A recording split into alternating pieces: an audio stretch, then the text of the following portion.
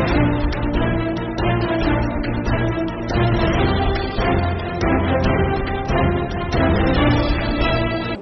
इस बात के ऊपर कि सरकार सिर्फ आंकड़ों का खेल खेल रही है और सरकार के द्वारा ऐसे ऐसे आंकड़े प्रस्तुत किए जा रहे हैं कि वो जनता को गुमराह करने वाले हैं। अभी 2 दिन पहले सरकार ने कहा कि हमारे पास 3000 के लगभग ऑक्सीजन बेड उपलब्ध हैं, उनमें से सिर्फ 900 ही काम में आ रहे हैं। फिर सरकार ने कहा कि हमारे पास लगभग 1000 आईसीयू के बेड हैं, उनमें सिर्फ 300 ही काम में आ रहे हैं। फिर कहा कि हमारे पास लगभग 500 वेंटिलेटर हैं, अभी उसमें 250 वेंटिलेटर का उपयोग में आ रहे हैं। जबकि वास्तविकता और धरातल के ऊपर इसकी विपरीत स्थिति है। आज हालात प्रदेश के ये बन चुके हैं कि राजस्थान के अंदर सरकारी चिकित्सालय की तो बात ही छोड़ो, निजी चिकित्सालयों के अंदर भी सुविधाएं उपलब्ध नहीं है। जयपुर के अंदर जो कोविड सेंटर के रूप में जो निजी चिकित्सालय डिक्लेयर किए गए हैं, उन चिकित्सालयों के अंदर भी 2-2, 3 दिन के बाद के अंदर बेड उपलब्ध हो पा रहे हैं। और सरकार ने अब से 3 महीने पहले अगर कोविड का पेशेंट आता था किसी मोहल्ले में या किसी कस्बे के अंदर, तो उसके एरिया के अंदर कर्फ्यू लगाने का काम करती थी, बैरिकेड लगाने का काम करती थी, उस पूरे मोहल्ले को सैनिटाइज करने का काम करती थी, उसके वहां सुरक्षा का जाब्ता लगाया जाता था। लेकिन आज हालात पूरे प्रदेश के अंदर इस प्रकार के बने हुए हैं कि सरकार के इस प्रकार के कोई प्रयास नहीं है। कई जगह ये देखने को मिला है कि कोविड पेशेंट आने के उपरांत भी 3-3, 4-4 दिन तक उनके परिवारों की जांच की रिपोर्ट नहीं आती, और जब जांच रिपोर्ट आती है कि पूरा परिवार संक्रमित था, तब तक अनेकों लोगों को संक्रमित करने का काम करते हैं। आज प्रदेश का जिस तरीके से कोरोना का विस्फोट के ऊपर सरकार का कोई अंकुश नहीं है। सरकार के तमाम दावे, वाहवाही लूटने वाले दावे, सिर्फ खुद का प्रचारित करने के काम, इतने ही कहकर इतिश्री कर चुकी है। और वास्तविकता के अंदर अब तो आरयूएचएस, जिसको सरकार का सबसे बड़ा कोविड सेंटर बनाया गया, और उसकी वाहवाही सरकार लूट रही है। और उसके जो तथ्य सामने आ रहे हैं, मैं आप सबके सामने बताऊंगा कि यह आरयूएचएस का लेटर है जिसके अंदर 9 बेड वैकेंसी लिखकर और मरीजों को वापस लौटाया जा रहा है। और इसी तरीके से आज पूरे प्रदेश के अंदर कोरोना की लड़ाई अगर कोई लड़ रहा है, तो इस तरीके उसके अंदर लिखा हुआ है कि यात्री खुद की रिस्क के ऊपर यात्रा करें। आज राजस्थान की जनता इस कगार के ऊपर आके खड़ी हो चुकी है कि सरकार की तरफ से उसको कोई सहायता नहीं है। जो कुछ भी प्रयास कर रही है, अप्रोच के बावजूद भी बेड नहीं है, तो सामान्य आदमी को बेड मिलना मुश्किल है, सामान्य आदमी का इलाज हो पाना मुश्किल है। जिस तरीके से हालात पूरे प्रदेश के अंदर विगत दिनों हम सबको देखने को मिले, बीकानेर के चिकित्सालय के अंदर कोविड पेशेंट के बाथरूम के नजदीक डेथ, उसके साफ संभाल करने के लिए कोई नहीं पहुंचा, कोई कर्मचारी नहीं गया। जैसलमेर के अंदर भी टॉयलेट के पास के अंदर मृत कोरोना का पेशेंट पाया गया, उसकी सुरक्षा के लिए भी, उसकी सहायता के लिए भी, उसकी चिकित्सा उपलब्ध कराने के लिए भी कोई चिकित्सालय का कर्मचारी उपलब्ध नहीं है।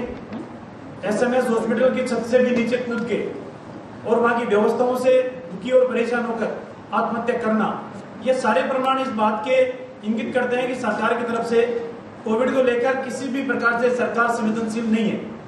और आज पूरे प्रदेश के अंदर जो हालात बने हुए हैं, उन हालातों के अंदर ये कहा जा सकता है कि जनता के ऊपर निर्भर रखना ये उचित नहीं है।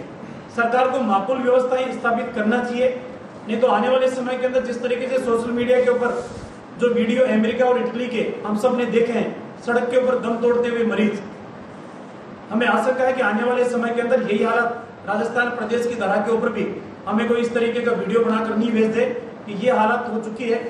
हॉस्पिटलों के अंदर जगह नहीं है, नो एंट्री के बोर्ड लगे हुए हैं, सरकार की तरफ से कोई सुविधाएं नहीं है। दूसरी तरफ सरकार ये कहती है कि हमने इस कोविड की लड़ाई लड़ने के लिए सरकारी चिकित्सालयों के अलावा निजी चिकित्सालयों के अंदर भी हमने एक गाइडलाइन तय की है। उस गाइडलाइन के अलावा अतिरिक्त राशि कोई नहीं ले सकता। मैं चाहूंगा कि सरकार एक बार अपने स्तर के ऊपर जांच तो करा ले। जो निजी चिकित्सालयों के अंदर उपचार करा के जो मरीज गए हैं, क्या आपके द्वारा जारी गाइडलाइन की पालना हुई है, या फिर भी वहां पर भी आमजन गरीब आदमी को लुटने का काम हुआ है? इसकी भी एक बार जांच सरकार अपने स्तर के ऊपर करा ले। इन तमाम सरकार के दावों के उपरांत मैं ये कह सकता हूं कि जिस तरीके से हालात राजस्थान के अंदर जो बने हुए हैं, सरकारी आंकड़े समान आने चाहिए, लेकिन सरकारी आंकड़े भी असमान आए। जिस तरीके से जयपुर के अंदर सरकार कहती है कि लगभग 286 लोगों की मृत्यु कोरोना के दौरान हुई है। और जब नगर निगम आंकड़े प्रस्तुत करता है तो वो कहते हैं कि 385 कोविड के मृतकों का दाह संस्कार हमने किया है। आखिरकार किसको हम सच माने? सरकार के आंकड़े को सच माने या नगर निगम के दो कर्मचारियों द्वारा दाह संस्कार किए गए आंकड़े नाम सहित है उसको हम सच माने? और आज राजस्थान के हालात ये है कि ना तो सरकार का कोरोना के ऊपर अंकुश है ना क्राइम के ऊपर अंकुश है। राजस्थान में जिन दिन दहाड़े बिना किसी डर के बिना किसी भय के जयपुर की राजधानी के अंदर सरेआम पेट्रोल पंप संचालक को गोली मारकर चले जाए, बीकानेर के अंदर बैरिकेड लगा के पुलिस खड़ी रहे और बैरिकेड तोड़ के अपराधी चले जाए, एक तरीके से कानून व्यवस्था को धक्का बताते हुए अपने अपराध के मनोबल को ऊंचा करते हुए अपराधी घूम रहे हैं, लेकिन सरकार उनके ऊपर भी अंकुश लगाने में नाकाम रही है। और इतना ही नहीं, 1 साल बीत जाने के बाद भी आज भी पपला को राजस्थान की पुलिस ढूंढ रही है। लेकिन जिस तरीके से अभी कल के एक न्यूज़पेपर के अंदर एक खबर छपी थी कि अमुक अपराधी को 5 दिन के लिए 5 तारीख तक जेसी की गई, ना वो अपराधी जेसी के अंदर पहुंचा और जब 5 तारीख को न्यायालय के अंदर आया कि उस जेसी की अवधि बढ़ाने के लिए पत्रावली कहाँ है, तो वास्तविकता सामने आई कि जिस अपराधी को न्यायालय में जेसी भेजा था वो जेसी पहुंचा ही नहीं। तो सरकार किस आधार के ऊपर आम जन के ऊपर ये विश्वास पैदा करने का प्रयास करेगी कि सरकार आपके साथ है? हर मोर्चे के ऊपर सरकार विफल है, चाहे क्राइम को लेकर है, चाहे कोविड को लेकर, चाहे बिजली की दरों के अंदर।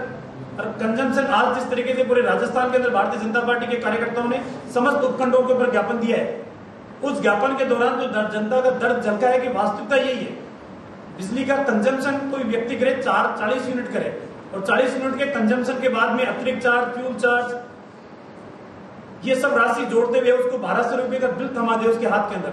मेरे ख्याल से इससे बड़ा अपराध कोई हो नहीं सकता। सरकार संवेदनशीलता की जगह एक तरीके से जनता को लूटने की एक क्रमस्थली समझ चुकी है। और मेरे ख्याल से इस तरीके के सरकार वक्त आने के ऊपर जनता तो अपना जवाब देगी, लेकिन वास्तविकता के अंदर अंकों के आधार पे सरकार, चाहे आंकड़ों के आधार पे चल रही हो, चाहे अंकों की गणित में चल रही हो सरकार, लेकिन जनता का ये सरकार विश्वास खो चुकी है। और आने वाले समय के अंदर वक्त ही बताएगा कि सरकार की क्या क्या किन किन मुद्दों के ऊपर विफलता आम जन के सामने आई। बहुत बहुत धन्यवाद। एक जैसलमेर के अंदर जो कोविड पेशेंट की जो दर्दनाक मौत हुई है, अस्पताल के कर्मचारियों की लापरवाही की वजह से हुई है, भारतीय जनता पार्टी के प्रदेश अध्यक्ष डॉक्टर सतीश पूनिया जी ने इस पूरे प्रकरण की जांच के लिए 3 सदस्यों की कमेटी का गठन किया है। उनके अंदर अविनाश जी जोशी जो हमारे प्रदेश के आईटी के संयोजक हैं, उस कमेटी के सदस्य हैं। एक पब्बाराम जी विश्नोई जो पलोदी से विधायक है, वो उस कमेटी के सदस्य हैं। और जोगेश्वर जी गर्ग जो माननीय विधायक है। इन 3 सदस्यों की एक कमेटी जाकर वास्तविकता जांच करेगी कि वास्तविकता के अंदर सरकार की लापरवाही की वजह से, सरकार के उदासीनता की वजह से और सरकार की अकर्मण्यता की वजह से आज जो हालात प्रदेश के बने हुए हैं वो वास्तविकता हम सबके सामने आए। तो ये 3 सदस्यों की कमेटी 11 तारीख को मौके पे जाके परिजनों से भी मिलेगी, चिकित्सालय कर्मचारियों से मिलेगी और उन घटना से जो भी तथ्य हैं वो हम सबके सामने लेकर आएगी। बहुत बहुत धन्यवाद। आपको लगता है कि जो कमेटी के लोग वहाँ पर जाएंगे और डॉक्टरों की रिपोर्ट आएगी, इससे तथ्य सामने आएंगे? नहीं, चिकित्सालयों से भी बातचीत करेंगे वो, लेकिन परिवारजन तो वो हकीकत बयां करेंगे। उस समय मौजूद जो हॉस्पिटल के अंदर जो अन्य मरीज है वो तो हकीकत बयां करेंगे कि वास्तविकता के अंदर ये हुआ था। और आज जिस तरीके के प्रदेश के हालात बने हुए हैं, जांच के नाम पर दूर से भी पेशेंटों को मेडिसिन देने का काम या उनकी केयर करने का काम कोई कर्मचारी नहीं कर रहा। और सरकार के कर्मचारियों के अंदर भी इतनी आशंका ये पैदा है कि वो समझ ही नहीं पा रहे कि हमें खुद क्या करना है क्या नहीं करना है। आज ग्रामीण क्षेत्र के अगर अंदर बेल्ट को आप जाकर देखोगे तो ग्रामीण क्षेत्र के सभी, चाहे नर्सिंग के कर्मचारी हो चाहे चिकित्सा हो, सारे को शहरों के अंदर लगाया गया है। तो ग्रामीण क्षेत्र के अंदर भी चिकित्सा की सुविधाएं बिल्कुल फेल है। दोहरा चरित्र है, दोहरा मापदंड है। एक मापदंड के आधार पर सरकार काम नहीं कर रही है। आपने देखा होगा कि प्री बीएसटीसी की एग्जाम जिसके अंदर लगभग 8 से 9 लाख विद्यार्थी बैठे हैं, वो तो प्रदेश की सरकार कराना चाहती है, लेकिन जी और नीट के विरोध में सरकार धरना देने का काम करती है। और आपने देखा होगा कि राजस्थान के अंदर सिर्फ हजारों की संख्या के अंदर जो युवा जिनको कई वर्ष बीत चुके एग्जाम दिए हुए, उनका परिणाम भी आ गया, लेकिन इंटरव्यू की आस के अंदर वो थे कि हमारा इंटरव्यू 1-2 महीने के अंदर होगा, लेकिन उसको भी आरपीएससी ने पोस्टपोन किया सिर्फ कोविड के नाम पर। लेकिन प्रदेश की सरकार हजारों नहीं लाखों लोग जिसके अंदर भाग लेने वाले हैं, करोड़ों लोग जिसमें भाग लेने वाले हैं, वो ग्राम पंचायतों के चुनाव है। लगभग 5000 के आसपास ग्राम पंचायतों के चुनाव कराने के लिए सरकार ने 4 चरणों की घोषणा की है। तो सरकार एक तरफ चुनाव को प्राथमिकता रख रही है और जहां हजारों की संख्या के अंदर युवा इंटरव्यू देने के लिए उसके अंदर आसानी से इन सब एडवाइजरी की पालना हो सकती है, सोशल डिस्टेंस की भी पालना हो सकती है, मास्क की भी वो पहन के जा सकते हैं, लेकिन सरकार उसके प्रति ज्यादा सजग नहीं है। लेकिन सरकार उसके प्रति है कि खुद का स्वार्थों की पूर्ति होनी चाहिए। राजस्थान के अंदर कांग्रेस की सरकार आने के बाद में पहले वेट डीजल और पेट्रोल के ऊपर 18% और 26% था, आज यही वेट 38% और 28% हो चुका है। राजस्थान की सरकार तो एक भी फील्ड ऐसा नहीं है कि जिस फील्ड के अंदर कोई राहत देने का काम करे। अभी जो 13 बिल पारित किए विधानसभा के अंदर, उन 13 बिलों के अंदर एक बिल इस बात का भी था जो गौशालाओं के संवर्धन और उसके विकास के लिए था। विधानसभा में प्रतिपक्ष के नेता ने बार बार ये कहा कि आप कम से कम ये डिसाइड कर दे कि कितनी % राशि आप कोविड के में खर्च करोगे, कितनी % राशि गौशालाओं के विकास में, लेकिन सरकार ने वो भी नहीं किया। सरकार की मंशा स्पष्ट नहीं है कि किस क्षेत्र में सोशल वेलफेयर में काम करना है और क्या कितनी राशि उसके अंदर खर्च करनी है। ये बात जरूर है कि 18 से 26% जो राशि वेट की थी, उस वेट को बढ़ाने का काम सरकार ने किया। और जिस तरीके से आपको अंतर्राष्ट्रीय जो बाजार है, उस बाजार की जो अभी पिछले आपने 5 दिन में देखा होगा कि डीजल के दामों के अंदर काफी कमी आई है, तो वो जो मूल्य बढ़ना या घटना वो अंतर्राष्ट्रीय बाजार के आधार के ऊपर है। लेकिन केंद्र सरकार दूसरे रूपों के अंदर, राजस्थान की सरकार कह रही है कि हमें पैसा दो, हम जनता का भला करने का काम करेंगे, लेकिन भला तो करेगी या नहीं करेगी, लेकिन होटलों के बिल जरूर चुका देगी वो। लेकिन केंद्र सरकार हर वर्ग को सहायता देने का काम कर रही है, चाहे वो प्रधानमंत्री सम्मान निधि के रूप में 2000 रुपए पर किस्त के रूप में देने का काम हो, जनधन के खातों में पैसे डालने का काम हो, उज्ज्वला के रूप में पैसे निःशुल्क रिफिलिंग करने का काम हो, और चाहे नवंबर तक का निःशुल्क अनाज देने का काम हो। तो सरकार, केंद्र सरकार हर मोर्चे के ऊपर जनता को राहत प्रदान करने का काम कर रही है, लेकिन दूसरी ओर प्रदेश की सरकार की जो जिम्मेदारी और जो उसका कर्तव्य है, उस पथ के ऊपर सरकार आगे नहीं बढ़ सकती।